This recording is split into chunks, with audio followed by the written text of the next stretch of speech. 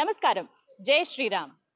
మన ఎప్పటి నుంచో కంటున్న కళ నెరవేరబోతున్న అద్భుత తరుణం త్వరలో రానుంది. అదే అయోధ్యలో రామ మందిర విగ్రహ ప్రతిష్టాపన, రామ మందిర ప్రారంభోత్సవం.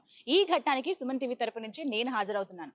చాలా మందికి ఈ కార్యక్రమానికి వెళ్ళాలని ఉంది కదా, అలా వెళ్ళలేని వాళ్ళ కోసమే నేను అక్కడ మినిట్ టు మినిట్ అప్డేట్స్ మీకు అందించేందుకు ప్రస్తుతం ప్రయాణం అవుతున్నాను. నా జర్నీ ఇక్కడి నుంచి ఏ విధంగా ఉందో, డైరెక్ట్ ఫ్లైట్ అసలు దొరకలేదు, బెంగళూరులో హాల్ట్, ఆ తర్వాత అక్కడి నుంచి లక్నో నుంచి అయోధ్య ఇలా వెళ్ళబోతున్నాను. తేజస్ అకాడమీ స్థాపించిన 12 సంవత్సరాల్లో 1918 డిఫెన్స్ ఉద్యోగాలతో పాటు ఇంటర్లో రాష్ట్ర స్థాయి మార్కు సాధించి తెలంగాణ నెంబర్ 1 గా నిలిచిన తేజస్ స్వామివారిని చూసి తరిస్తారని భావిస్తున్నాను. వెళ్దామా మరి? జై శ్రీరామ్.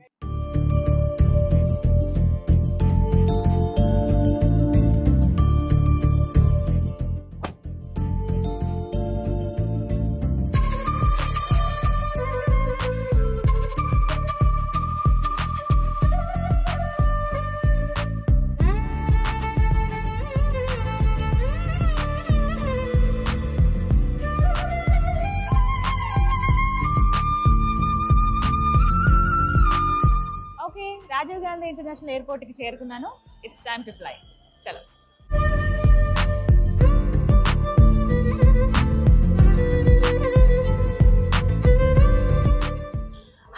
నాకైతే ఎప్పుడెప్పుడు ఆ రామయ్యని చూద్దామా అని ఉంది. ఫ్లైట్ ఒక 1 అవర్ డిలే ఉంది. ఆల్మోస్ట్ అన్ని ఫ్లైట్స్ అలాగే ఉన్నాయి. హెక్టిక్ అండ్ పీక్ టైం కదా ఇది. అందులోనూ డైరెక్ట్ అయోధ్య ఫ్లైట్ అయితే దొరకలేదు. హైదరాబాద్ నుంచి బెంగళూరులో ఒక 4 గంటల పాటు అక్కడే వెయిట్ చేయాలి. మళ్ళీ మార్నింగ్ బెంగళూరు నుంచి లక్నో నుంచి అయోధ్య చేరుకుంటాం అనమాట మా టీం అంతా కూడా. సో చూద్దాం.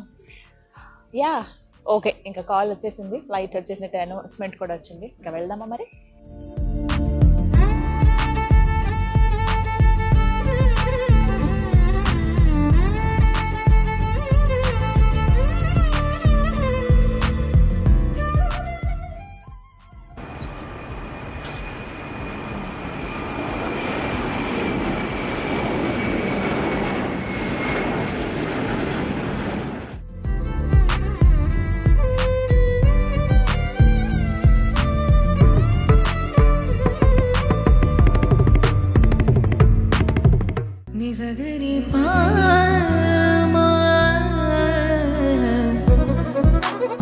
ఎస్, బెంగళూరు వచ్చేసాము. కనెక్టింగ్ ఫ్లైట్ కోసం వెయిట్ చేస్తున్నాను. మనం లక్నో కదా వెళ్ళాలి. సో కాసేపు వెయిట్ చేయాల్సి ఉంటుంది. కాసేపు కదా, ఒక 2-3 అవర్స్ వెయిట్ చేయాలి. కానీ బెంగళూరు ఎయిర్పోర్ట్ ఎంత బాగుందో తెలుసా? కెంపెగౌడ ఇంటర్నేషనల్ ఎయిర్పోర్ట్ బెంగళూరు ఎంత సుందరంగా తీర్చిదిద్దారో. చాలా అద్భుతమైన నిర్మాణం ఇది. ఇక్కడ ఇంకా స్పెషాలిటీ ఏంటంటే మొత్తం అంతా కూడా బ్యాంబూ స్టిక్స్, అంటే వెదురు బొంగులతో తయారు చేశారు. ఇవన్నీ కూడా ఇంపోర్టెడ్ బ్యాంబూస్ అంట. వేరే దేశాల నుంచి ఇంపోర్ట్ చేసుకుని మరి ఇంత సుందరంగా తీర్చిదిద్దారండి. మధ్యలో గ్రీనరీ ఏర్పాటు చేశారు, ఫ్లవర్ వేజెస్ లాగా, ఇలా కొంచెం హ్యాంగ్ అవుతున్నట్టుగా. చూడాలంతే, చెప్పడం అనేది కుదరదు. చాలా చాలా బాగుంది. Very nice place. సో ఇలాంటి ప్లేస్లో ఉంటే ఇంకా హ్యాపీగా ఉంటుంది. ఇంకా రామాయణ ఎప్పుడెప్పుడు చూస్తానన్న కుతూహలం అయితే ఇంకా పెరుగుతూనే ఉంది నాకు. ఇంకా వెయిట్ చేద్దాం.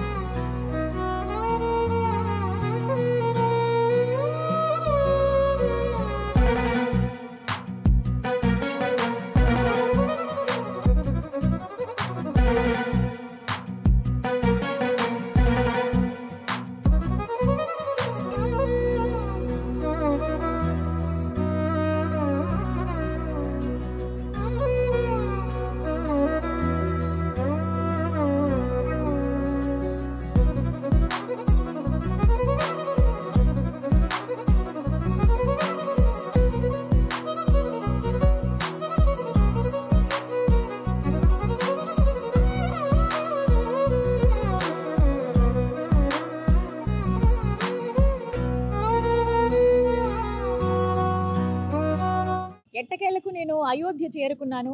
ఆ పరమ పావనుడు నడయాడిన పుణ్య ప్రదేశానికి నేను వచ్చేసాను. ఆ శ్రీరామ భగవానుడిని దర్శించుకోవాలన్న నా కోరిక మరి కాసేపట్లో నెరవేరబోతోంది. అయితే ప్రాణ ప్రతిష్ఠ జరిగిన తర్వాత కదా అందరం మనం దర్శనం చేసుకుంటాము. అయితే అసలు ఈ ప్లేస్కి రావడమే ఒక అదృష్టంగా భావిస్తున్నాను నేను. నిన్న హైదరాబాద్లో సాయంత్రం 6:30 గంటలకు స్టార్ట్ అయిన మేము ఇవాళ దగ్గర దగ్గర టైం 2:30 అవుతుందండి. అంటే 15 గంటల జర్నీ మాకు.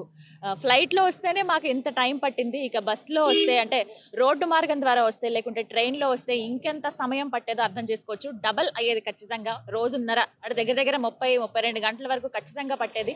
ఎందుకంటే ఇప్పుడు పీక్ టైం కాబట్టి అన్నీ చాలా బిజీగా ఉన్నాయి. ఫ్లైట్ టికెట్స్ కావచ్చు, రిజర్వేషన్స్ ముందే జరిగిపోవటం కానీ అందరూ చాలా ముందు జాగ్రత్తలు తీసుకున్నారు. అలాంటి వాళ్ళు నిజంగా అదృష్టవంతులే. ఇప్పటికే చాలా మంది వీవీఐపీలు, సాధారణ భక్తులు, ప్రజలు కూడా వచ్చున్నారు. కానీ ముందు 2 రోజులు మాత్రం వీవీఐపీలకి దర్శనం ఉంటుంది. అంటే ప్రతిష్టాపన రోజు, అలాగే ఆ తర్వాత రోజు. ఇక నెక్స్ట్ నుంచి సామాన్య భక్తులకి అనుమతి ఇచ్చే అవకాశం అయితే కనిపిస్తుంది. మొత్తానికి ఇంత సుందరమైన ప్లేస్ అంటే నాకు ఒక ఫీల్ ఖచ్చితంగా వస్తుంది. అంటే తిరుమలకి వెళ్ళినప్పుడు ఎలా అయితే నాకు ఒక భావన ఉంటుందో, ఒక భక్తి భావం వస్తుందో, ఇక్కడ అయోధ్య ఆ శ్రీరాముల వారు అసలు నేను నా జన్మలో అనుకోలేదు, కానీ రాగలిగాను ఇక్కడ దాకా. చాలా సంతోషం అనిపిస్తోంది. ఇది ఇవాల్టి వ్లాగ్ అన్నమాట. అంటే ఎలా అసలు జర్నీ ఎలా స్టార్ట్ అయింది, ఎలా రావచ్చు అనేది మీకు చెప్పాను. హైదరాబాద్, ఆ తర్వాత బెంగళూరు, బెంగళూరు నుంచి లక్నో, లక్నో నుంచి అయోధ్య. జై శ్రీరామ్.